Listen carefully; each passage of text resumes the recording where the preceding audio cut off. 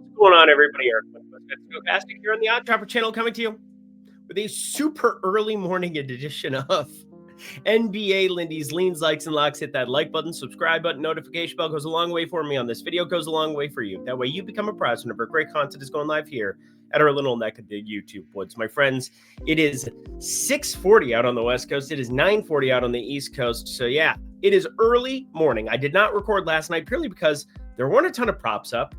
I primarily bet props, but I did have a spread that ended up showing up for me here as well. And well, we want to be early to the party, but I don't want to be stupid. I don't want to just bet for the sake of betting. That's never been me. That will never be me. There's a reason that leans, likes, and locks are a thing. The lean section, well, those are things that I can't get myself to click the button on. I'm looking for excuses to not bet something.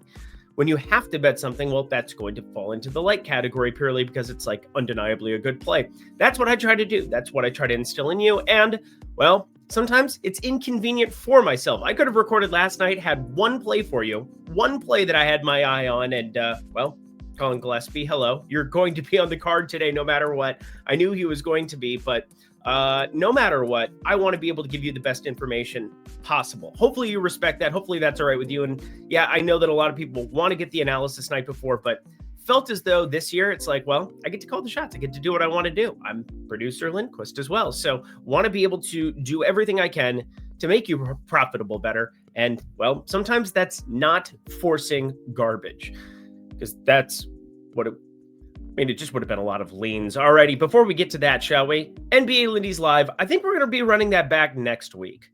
I would like to run it back on either Tuesday or Wednesday. We've done 2 Wednesdays now for NBA Lindy's Live.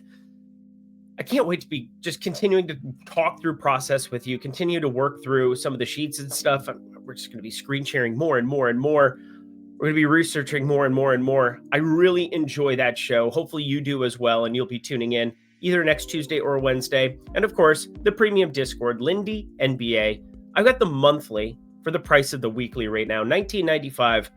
I try to make it as easy as possible for you to be able to check this out, see if this is for you. Plus, well, not only are we having a ton of fun in the Discord, we have been profitable over this year, hand over fist in the MLB streets, NBA just getting going. But yeah, let's get to it, shall we? That's all I got. Whee! Lindy's Leans. Boston and the 76ers, obviously Joel Embiid, his minutes. Those are going to be the questions we have because it affects everybody's rates. It affects everybody and everything. Tyrese Maxey, VJ Edgecombe, Kelly Oubre, Justin Edwards has been starting now. Justin Edwards ended up taking over, was it Jabari Walker's role? That's such a weird thing to say. It's nobody's role. I mean, that 5th starter doesn't really matter in the complexion of what the Sixers are trying to do. Justin Edwards, maybe a little bit more shooting out there, I suppose. But my big thing for this game is the Boston side. Josh Minot, 6.5 rebounds. This guy's been rebounding like crazy, and he didn't do this in Minnesota.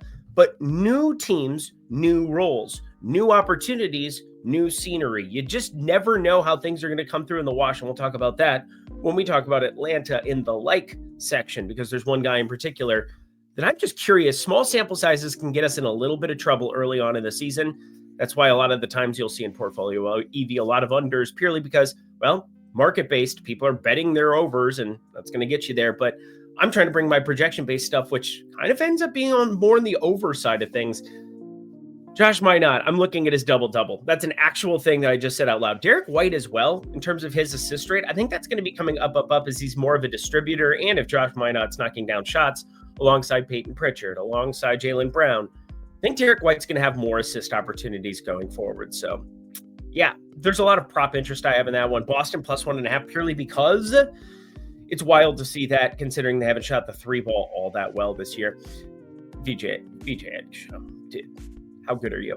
Cavs, PP stack. What does that mean, Eric? Well, one of my favorite things for the Pick'em people. Yes, I want to give the Pick'em people some love here on this early Friday morning. Halloween, by the way. Spooky stuff. Be safe. Don't drink and drive. Also, don't be a creep. How about that? Cavs prize pick stack. This is very important to me. When you get a team like Toronto that constantly brings pace, constantly brings terrible defense, constantly, I could just keep saying that over and over again.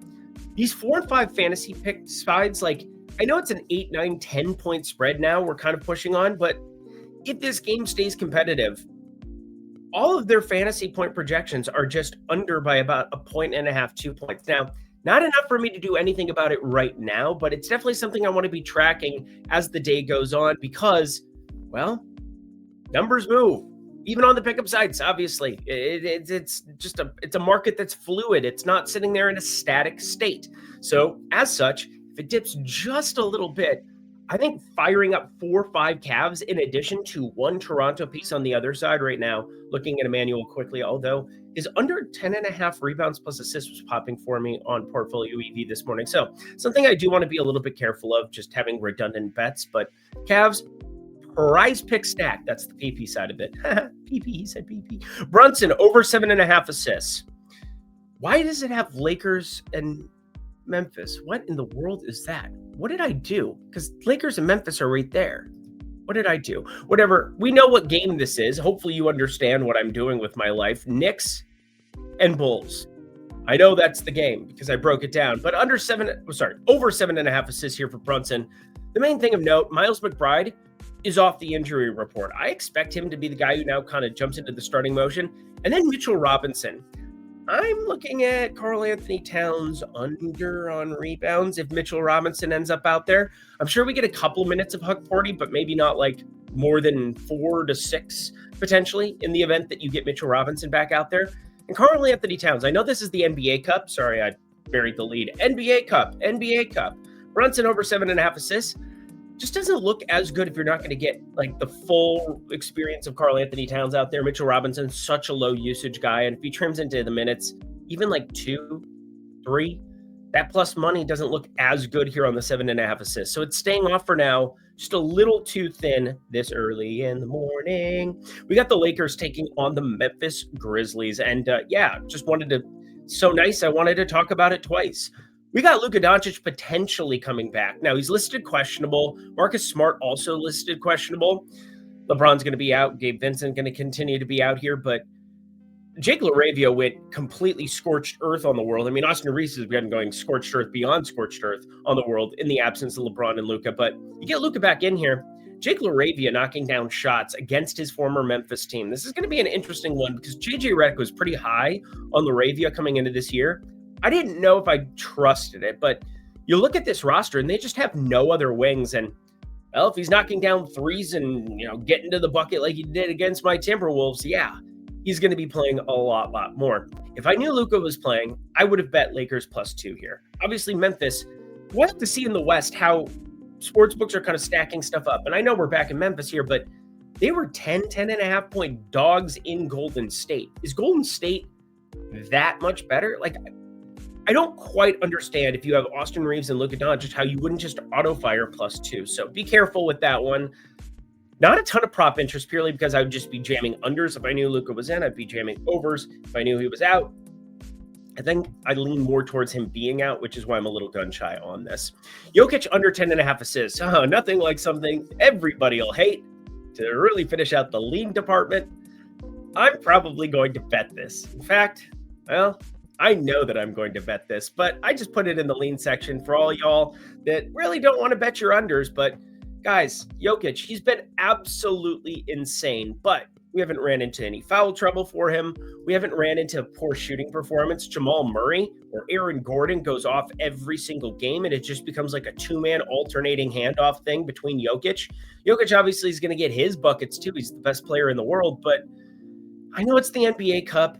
I just think Donovan Clingan and also Portland defensively as a whole, this is a 240 total purely because of pace, but Tamani Kamara, Drew Holiday, we've got some defenders on the Portland side of things that are going to make life a little bit more stressful for the likes of Jamal Murray, Aaron Gordon.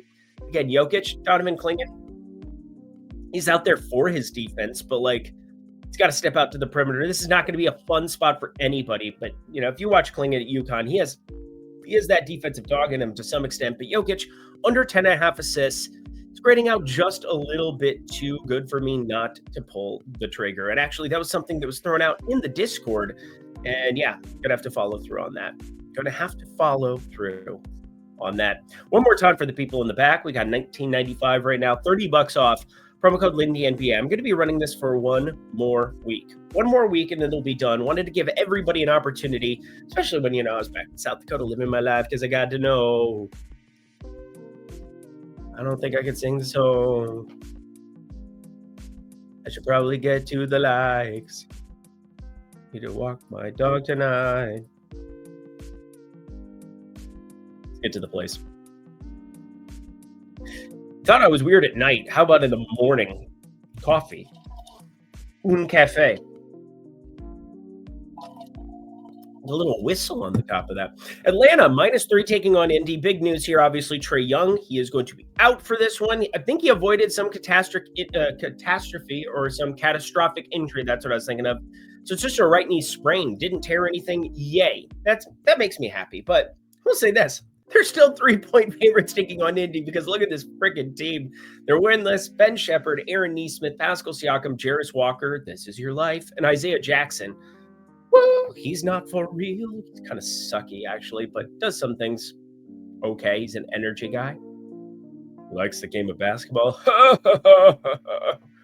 We'll talk about Kawhi in a second. But Atlanta, Nickeil Alexander-Walker, I presume, just takes over a lot of ball handling duties. Dyson Daniels takes over ball handling duties. I need to stop saying ball handling duties. But speaking of those, how about assist rates in small sample sizes? Let's take a look. It's in our book, Reading Rainbow. Kristaps Porzingis, 24 minutes that he's now played without Trae Young on the floor here in Atlanta. 30.8% usage. 16.7% total rebound rate. And a 38.5% assist rate. Now, if you told me Kristaps Porzingis had a 38.5% assist rate, and then you looked at this number and you saw 2.5 assists with plus money on the over, you would jam this to the moon. But here's the problem. It's only a 24-minute sample size. I don't trust it entirely. And in fact, this is kind of a lower total than you'd expect. Part of that is the Trae Young effect, but 231.5. It's not 238, 240. This is an Atlanta team that primarily I think is going to play through Jalen Johnson in the absence of Trae Young. He is awesome, the Dookie. I absolutely love this kid, but he's going to be out there creating, but there's got to be other assists to go around to that. In Minnesota was never Nickeil Alexander-Walker. So while he might be bringing the ball up in the half court, there's just no way that he is going to be out there, just kicking and cutting and dashing. And no, that is not Nickeil Alexander-Walker. He's still looking like 3.5 assists for me. But Kristaps Porzingis is at 2.5 assists, plus 120. I ended up firing this smaller because I also added, and this is where you have to listen to me, I also added PRA to the card. I ended up betting Kristaps Porzingis 26.5, just fine by me. Actually, one of the best pick and plays, I think, on the board as well. Probably going to throw something in this lovely AM session here as well. But want to just talk about the dangers of small sample size. And yet, I kind of want to be early to the party on a Kristaps Porzingis who could be a not main facilitator, but a facilitator enough at 2.5 assists. And, 38.5% assist rate is a big number that would put his baseline closer to like 7.5, 6.5 in the event that was where it stabilized. I put him in at 20. I literally trimmed it in half, and this is still positive EV. So yay projection, yay market-based, yay everything. Top-down betting, bottom-up betting. Just listing off betting terms. Utah +3 taking on Phoenix. My dear friends. The Utah Jazz might not be a complete cesspool of sadness and broken dreams. And Lauri Markkanen, Kyle Filipowski, and Walker Kessler as a starting unit, this is kind of working out, especially against teams that are smaller in their front court. And boy, is that Phoenix. Royce O'Neal, Ryan Dun. And we did get the Mark Williams start last time out, which if you were watching NBA Lindy's live, felt really nice to be able to jump on that single game parlay in the moment. Mark Williams, 10+ rebounds. Mark Williams, 15+ points. He smashed. He played a lot more than I think people were probably projecting right from the get-go in the starting unit. And so long as, we know that trade got shut down in LA and now they have Ayton, so I bet they don't really care. Say what you want. Ayton's still, I think, better than Mark Williams. Although Mark Williams, 20-12 last time out, 28 minutes. He's played 31 and 28 minutes, and there are people who had him projected across the industry at 25, and I laughed. Maniacal laugh. A dumb projection. Anyway, Utah +3 in this one. I think this is going to be a pretty competitive game. I think it's pretty easy to be looking at, but I'm bearing the lead, my friends. Got kind of an interest, little bit of smoke, a little bit of a taste of what Colin Gillespie is capable of doing here now that he's seeing a lot more minutes with Phoenix. And in fact, we saw this exact matchup. And one thing on the Utah side that's a little bit annoying is Isaiah Collier. I expect him to play in this one. He's been out, but yeah, I think he's entering as questionable. We'll see what this injury report shows up at early in the morning. But yeah, hamstring injury. I guess it's truly like a 50-50, but Keontae George, his assist rate, that's going to be something that'll take a dive. But Colin Gillespie's is going nowhere. It ain't going nowhere because he's a bad boy for life. Colin Gillespie's legitimately getting shit done on a basketball floor here for this team that I didn't expect Devin Booker to be hitting the assist numbers. I should have been jamming some of these unders right from the get-go. Only think I took one of them, but Colin Gillespie is leading this team in assist rate so far this season in 126 minutes, 31.8%. And yeah, it makes sense that he'll be facilitating rather than having Devin Booker do all of it all the time. 28% assist rate for Devin Booker, still decent, but you need him shooting the ball. 32.7% usage. Colin Gillespie, now a number of shooters around him here, adding Royce O'Neal, 3 and D, spectacular, but no words were vernacular. Shout out my Moulin Rouge fans. And yeah, that's basically all I got to say about that. So 2 props for you. Hit that like button, subscribe button, notification bell. I put in that work for you today. I made sure we got a video that is appropriate, that has more than one play. And I had to wait for the props here, and I did a terrible job with that graphic. It's not even aligned, whatever, I suck. New Orleans taking on the Clippers, 10.5-point dogs are the Pelicans. That ain't enough, but we'll talk about that here in a second. Let's at least cover the fact that DeJounte Murray, torn Achilles, going to be out for a couple of months still. Jeremiah Fears gets the start last time out over Jordan Poole. And Jordan Poole, man, Golden State knew. They built this guy from scratch. And then Jordan Poole, he got really excited about being Jordan Poole in Washington, where he could chuck every single day and lose every basketball game by 1,000,000. So why doesn't he just bring that stench to New Orleans? Well, they realized it. Now they're going to start Jeremiah Fears, who is a very small guard out there, 6'2", but at least I think he can get some stuff done on a basketball floor. Herb Jones, Trey Murphy, Zion Williamson, Missy, Evis Missy. They ended up starting DeAndre Jordan against Nikola Jokic. Shockingly, that did not go well for them. Who would have thunk that? Whatever. Guys, this is a Clippers team that I think if you didn't have that Utah early season loss, this would be sitting at 11.5, 12 right now. This should be at 12.5 at minimum. I have it closer to the 13 number. Again, that's kind of where I would be finding it efficient. I wouldn't bet it if it was at 12.5 for what it's worth. 11.5 still somewhat playable if you're looking for like a smaller unit allocation, but bet this at minus 10.5, minus 112. Offensive rating here with James Harden and Kawhi Leonard on the floor. Looking pretty good. Bradley Beal, say what you want. He's been brutal to start off. He was brutal last year with Phoenix, but legitimately still a pretty good basketball player. Chris Paul off the bench, Chris Dunn off the bench, John Collins off the bench. This is just a Clippers team that has some depth. I didn't even say Bogdanovich. He's pretty decent too. Partied with him in Miami. True story. Anyway, Clippers minus 10.5. Feel good about that one. Let's get the heck up out of here, shall we? One more time for the people in back. I said that last read too. Whatever, it's Lindy NBA. You know where to find me. Set the link below. You're loved. Oh, and check out the Tails app. Make sure, be like Lindy, join Tails today. Check out the Tails app. Make sure that you, friends, give us a review over on the Tails app. I would love for you to go to Google Play or go to the App Store and fire that up here today. That'd be very helpful to us. And that does it for a early morning bags under the eyes edition of NBA Lindy's. Head to the comment section below. Let me know your favorite plays that exist on the board for this slate. I'm going to get this up as fast as humanly possible, sub 20 minutes. Got 3 plays for you. Hopefully that's something you appreciate more than one.